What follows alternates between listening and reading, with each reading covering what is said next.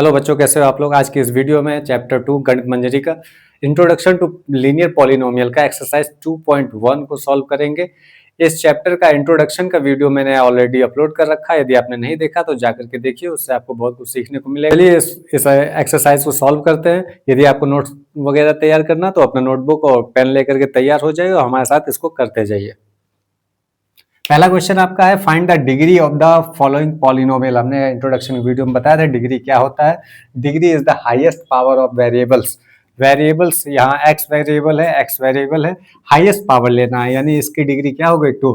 तो यहाँ लिखेंगे डिग्री कितनी है 2। यहाँ पर इस रिलेशन में क्या है, y है आपका जो है वेरिएबल, तो y वेरिएबल है तो डिग्री इसकी हाईएस्ट कितनी है 3। तो डिग्री लिखेंगे डिग्री 3। यहाँ पर क्या है कि कांस्टेंट है तो इसको क्या लिख सकते हैं, x टू द पावर 0 लिख सकते हैं, क्योंकि x टू द पावर 0 किसी भी नंबर्स या किसी वेरिएबल्स या कांस्टेंट का यदि पावर 0 है तो उसकी वैल्यू 1 होगी। तो हम इसको इस तरह से लिख सकते हैं, इस पर कोई इफेक्ट नहीं पड़ेगा। तो यहाँ पर डिग्री कितनी हो गई, डिग्री हो गई 0। और 4z माइनस 3 में z की पावर, z ही आपका वेरिएबल है, z की पावर क्या है यहाँ पर 1 है, तो आपकी डिग्री यहाँ पर हो गई degree is equal to 1। Okay, next question पर चलते हैं। Right polynomial of degree 1, 2 and 3। Degree 1 का कोई पॉलिनोमियल लिख ले, तो डिग्री 1 का कोई पॉलिनोमियल z ही लिख सकते हैं, 3x लिख सकते हैं, एनीथिंग, पावर 1 ही है। ओके, 2 का आप लिख लो 3x स्क्वायर माइनस 2 लिख सकते हैं, तो डिग्री यहाँ 2 है।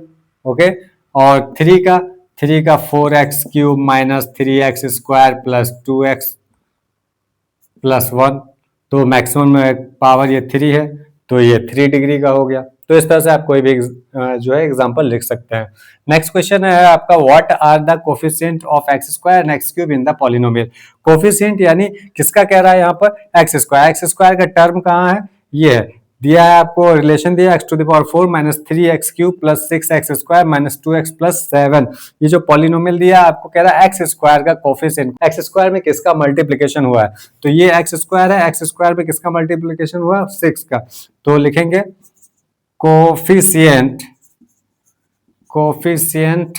ऑफ एक्स स्क्वायर कितना हो गया आपका, हो गया 6 से मल्टीप्लिकेशन इज 6। ओके, इसी का दिया है कि एक्स क्यूब का कोफिशिएंट क्या है, तो एक्स क्यूब का ये है, एक्स क्यूब का मल्टीप्लाई 3 से हुआ, लेकिन पीछे माइनस लगा है, जब भी माइनस साइन होगा तो माइनस को साथ में रखना होगा, तो लिखेंगे कोफिशिएंट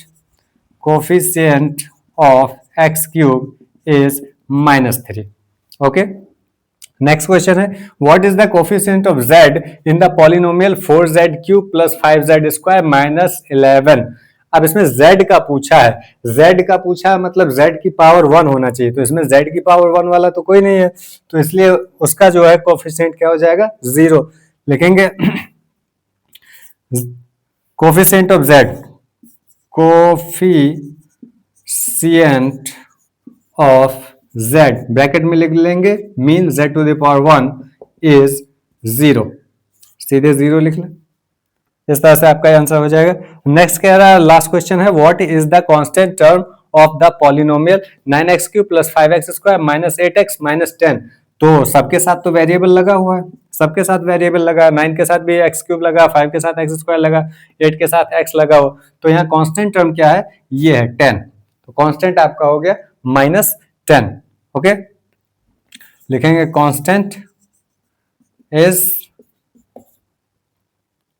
तो इस प्रकार से आपका ये एक्सरसाइज 2.1 कंप्लीट होता है।